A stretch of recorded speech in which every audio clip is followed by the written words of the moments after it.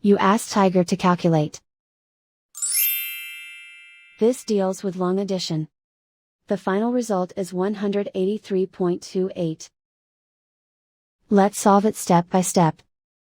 Rewrite the numbers from top to bottom, aligned by their place values, put zeros in the blank number places. Add up the digits in each column, from right to left. 0 plus 8 equals 8. 5 plus 7 equals 12. Carry 1 to the ones place. 1 plus 8 plus 4 equals 13. Carry 1 to the tens place. 1 plus 2 plus 5 equals 8. Write 1 in the hundreds place.